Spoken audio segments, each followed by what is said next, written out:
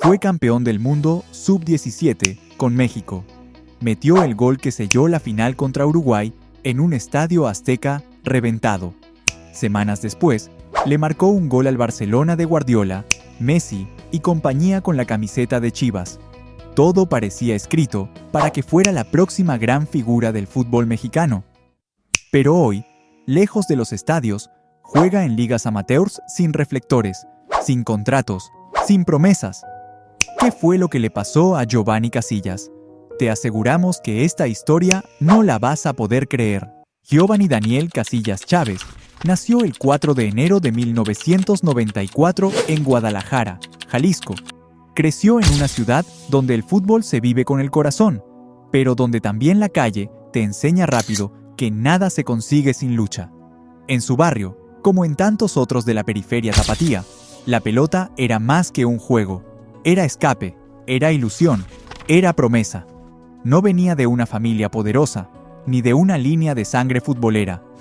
Lo de Giovanni era pasión pura, herencia de tardes enteras, pateando un balón en la calle con sus amigos.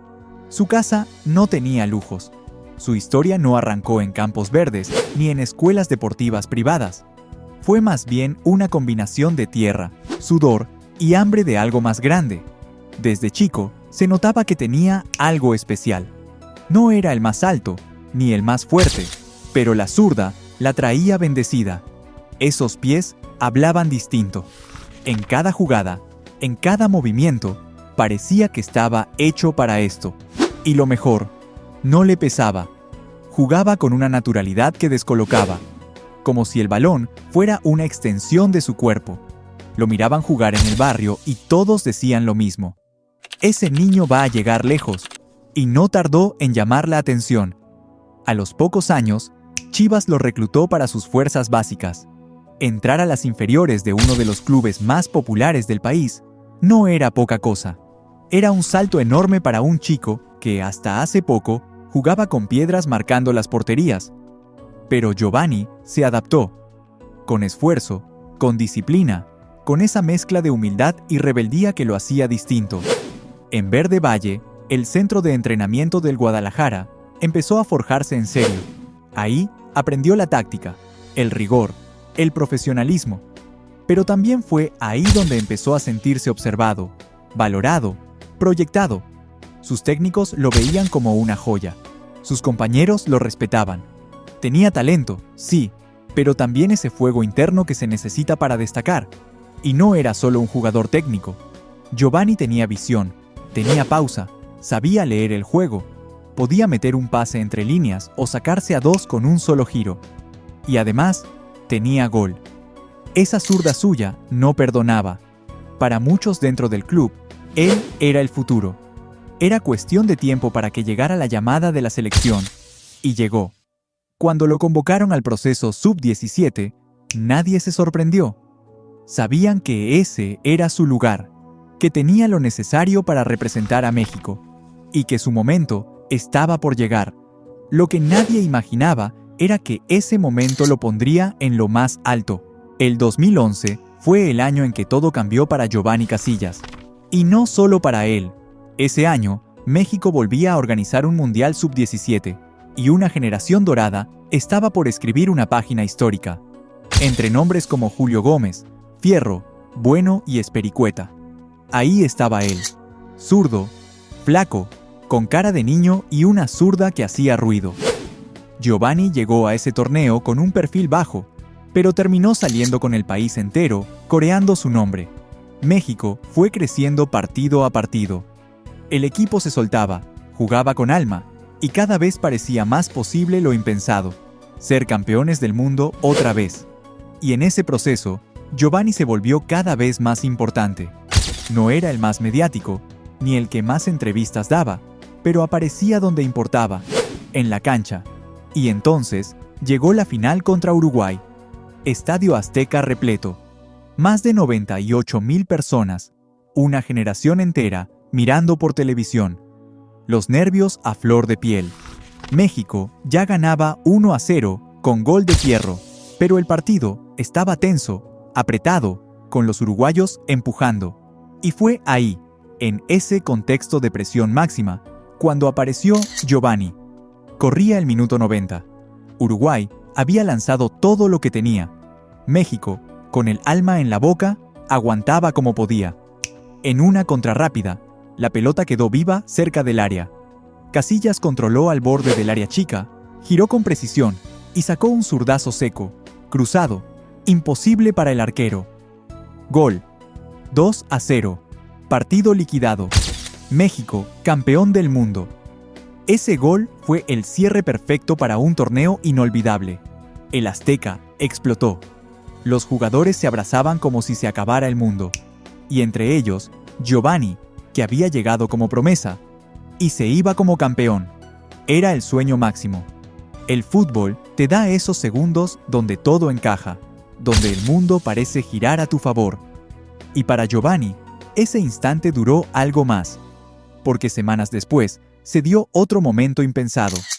Chivas jugaba un amistoso internacional contra el Barcelona de Guardiola, el mejor equipo del planeta en ese momento, con Messi, Xavi, Piqué, Busquets, el Barça campeón de todo. Y ahí, otra vez, Casillas volvió a hacer historia. En el Sun Life Stadium de Miami, con miles de aficionados en las gradas, el Chapito Sánchez desbordó por derecha y mandó un centro rasante al área. Casillas apareció solo, al borde del área chica, y simplemente la empujó al fondo del arco. Gol al Barcelona, a ese Barcelona. Un gol que, por simbólico, parecía confirmar lo que todos creían. México había encontrado a su nueva joya. En un mes, había pasado de ser juvenil a figura mundial, de la sub-17 al gol contra Messi y compañía. Parecía estar tocando el cielo con las manos. Los medios lo llamaban la nueva joya del Tri. Las cámaras lo seguían. Las portadas lo ponían como el heredero. Chivas le abría las puertas del primer equipo. Todo parecía alineado. La historia se escribía sola. Pero lo que nadie imaginaba era que ese mismo ascenso brutal sería también el principio de su caída, el comienzo del fin. Pocos meses después de aquel mundial inolvidable y del gol al Barcelona, la realidad lo sacudió. En pleno proceso de adaptación al primer equipo de Chivas, cuando todos esperaban que diera el salto definitivo, una lesión de rodilla lo frenó en seco. Fue un golpe duro, no tanto por la gravedad física, sino por lo que significaba emocionalmente. Casillas pasó de ser la joya de la cantera a ser un joven en recuperación, viendo los partidos desde la tribuna. Y en el fútbol mexicano, el olvido llega rápido. Si no estás en la cancha, simplemente dejan de hablar de vos. Y si sos joven, todavía peor. Esa lesión lo marginó justo cuando más necesitaba minutos, confianza, continuidad. Cuando debió afianzarse, lo mandaron a la fila de espera. Y cuando volvió, ya nada era igual. El ritmo lo había dejado atrás. Chivas, que había apostado por él, ya miraba a otros, a los nuevos talentos, a los que estaban sanos, a los que podían rendir ya. Así empezó el desfile de préstamos. Esa condena silenciosa que muchas veces disfrazan de oportunidad. En 2013, lo mandaron a Chivas USA, el extinto equipo filial en la MLS. Un fútbol distinto, un idioma distinto, otro país. Y aunque fue presentado como una oportunidad para foguearse, lo cierto es que era un descarte. Una forma de sacarlo del radar, sin decirlo abiertamente. Después vino Chiapas, donde apenas jugó. Luego, Coras de Tepic, Tampico Madero, La Piedad, Real Zamora club tras club, camiseta tras camiseta. Pero en ninguno logró quedarse. En ninguno logró recuperar lo que parecía suyo por destino. No era un problema de actitud, tampoco de talento. Era simplemente que el tren ya había pasado. Y Giovanni, por la lesión, por la falta de respaldo, por las decisiones de arriba, se había quedado abajo. Sus apariciones en primera división fueron esporádicas. Jugó pocos minutos, casi siempre como relevo. Nunca le armaron un proyecto. Nunca le dieron una temporada completa. Solo entradas y salidas. Siempre a prueba. Siempre con el reloj corriendo en su contra. Y lo más duro es que nunca se sintió respaldado. La misma estructura que lo había vendido como promesa, ahora lo usaba como ficha descartable. como si el problema fuera él, como si la lesión lo hubiera convertido en alguien menos valioso. Su triste final y duro presente. A veces el fútbol te lleva a tocar el cielo, pero lo hace sin prometerte que vas a quedarte ahí. Giovanni Casillas supo lo que era la gloria. La sintió, la vivió, la tocó con las dos manos. Fue campeón del mundo, le metió un gol al Barcelona de Guardiola. Fue portada, fue promesa. Pero ese brillo no duró para siempre. Y el final de su carrera profesional no tuvo ni aplausos, ni despedida, ni homenajes. Su último club registrado fue el Real Zamora, en el 2019. 4 partidos, 0 goles. Después de eso, el silencio. Transfermarkt, ese sitio que actualiza cada paso de los jugadores, no volvió a poner su nombre al lado de ningún equipo. Desde julio de 2019, aparece con una etiqueta devastadora: Club Desconocido. No hubo comunicado oficial de retiro, ni una conferencia de prensa con lágrimas, ni mensajes de despedida. Simplemente dejó de estar. Así como desaparecen los que ya no interesan. Su carrera, que había empezado con reflectores, se fue apagando en partidos que nadie vio, en clubes que pocos recuerdan, con números que no hicieron ruido. En La Piedad, por ejemplo, jugó 37 partidos y solo marcó 2 goles. Con Real Zamora, su último paso profesional, no logró anotar en las 4 apariciones que tuvo. Y mientras sus compañeros de generación buscaban consolidarse o al menos mantenerse a flote, Giovanni empezaba a vivir otra realidad. Una donde ya no hay choferes ni utileros, donde no hay fisioterapeutas ni camerinos con aire acondicionado.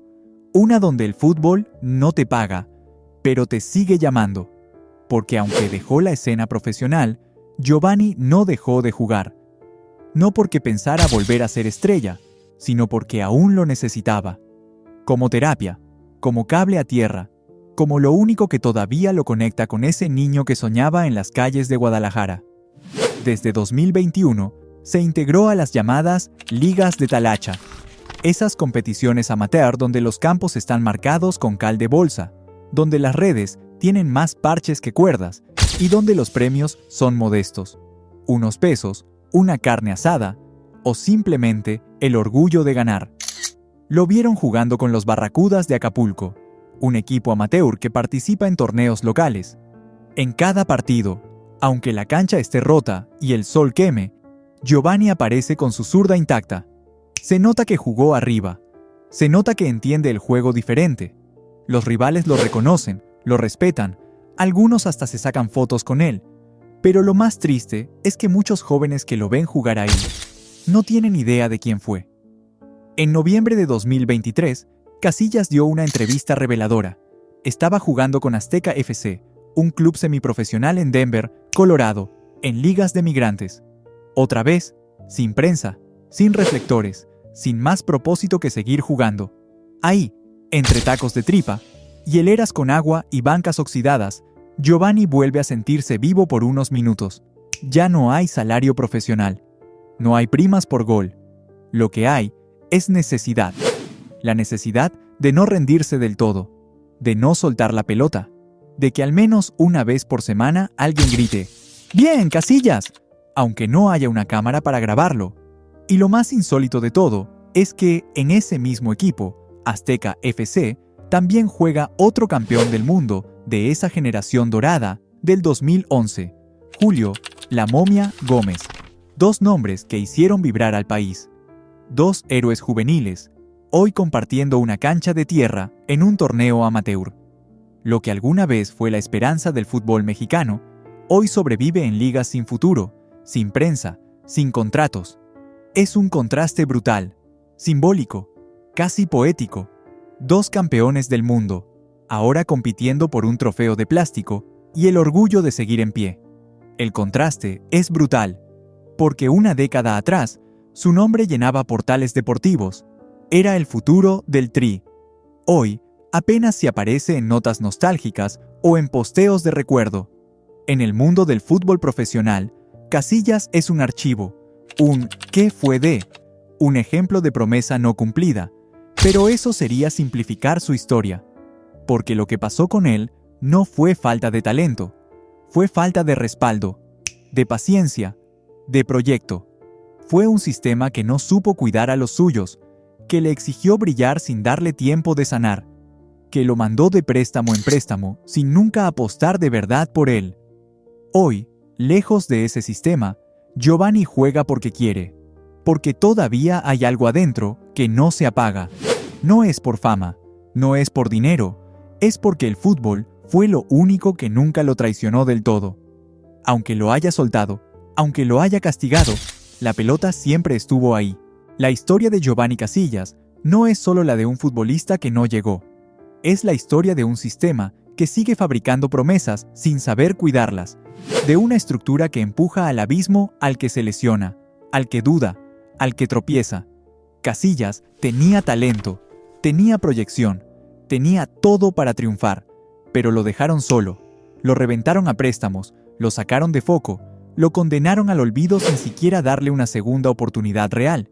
Porque si un chico, que fue campeón del mundo, que le hizo un gol al Barcelona, que cargaba con el peso de ser la nueva joya del fútbol mexicano, termina olvidado en campos sin público, sin prensa y sin contrato, entonces algo está muy mal.